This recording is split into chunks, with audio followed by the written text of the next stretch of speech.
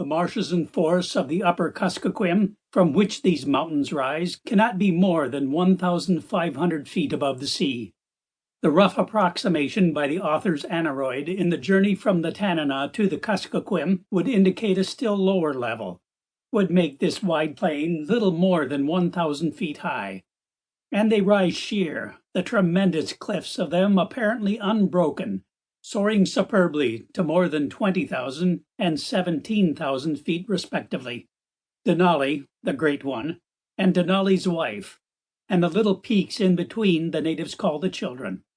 It was on that occasion, standing spellbound at the sublimity of the scene, that the author resolved that if it were in his power he would restore these ancient mountains to the ancient people among whom they rear their heads. Savages they are, if the reader please, since savage means simply a forest dweller, and the author is glad himself to be a savage a great part of every year, but yet, as savages, entitled to name their own rivers, their own lakes, their own mountains. After all, these terms, savage, heathen, pagan, mean alike simply country people, and point to some old-time superciliousness of the city-bred, now confined, one hopes, to such localities as Whitechapel and the Bowery. There is, to the author's mind, a certain ruthless arrogance that grows more offensive to him as the years pass by, in the temper that comes to a new land and contemptuously ignores the native names of conspicuous natural objects, almost always appropriate and significant, and overlays them with names that are, commonly, neither the one nor the other. The learned societies of the world, the geographical societies, the ethnological societies, have set their faces against this practice these many years past, and to them the writer confidently appeals.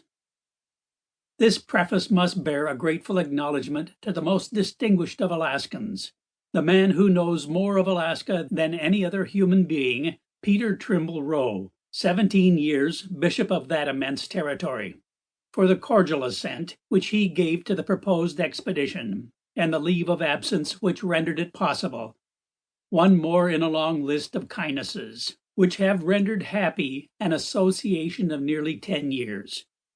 Nor can better place be found for a tribute of gratitude to those who were of the little party, to Mr. Harry P. Karstens, strong, competent, and resourceful, the real leader of the expedition in the face of difficulty and danger, to Mr. Robert G. Tatum, who took his share and more than his share of all toil and hardship, and was a most valuable colleague, to Walter Harper, Indian bred until his 16th year, and up to that time trained in not much else than Henry of Navarre's training, to shoot straight, to speak the truth, to do with little food and less sleep, though equal to an abundance of both on occasion, who joyed in the heights as a mountain sheep or a chamois, and whose sturdy limbs and broad shoulders were never weary or unwilling. To all of these there is a heartfelt affection and deep obligation. Nor must Johnny be forgotten, the Indian boy who faithfully kept the base camp during a long vigil, and killed game to feed the dogs, and denied himself, unasked, that others might have pleasure, as the story will tell.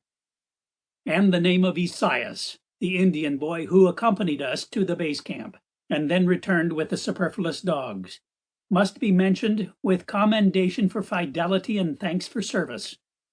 Acknowledgment is also made to many friends and colleagues at the mission stations in the interior, who knew of the purpose and furthered it greatly, and held their tongues so no premature screaming brute of it got into the Alaskan newspapers. To the Reverend C. E. Betticher, Jr., particularly and most warmly. The author would add, perhaps quite unnecessarily, yet lest any should mistake, a final personal note. He is no professed explorer or climber or scientist, but a missionary, and of these matters an amateur only. The vivid recollection of a back bent down with burdens, and lungs at the limit of their function makes him hesitate to describe this enterprise as recreation. It was the most laborious undertaking with which he was ever connected, yet it was done for the pleasure of doing it, and the pleasure far outweighed the pain. But he is concerned much more with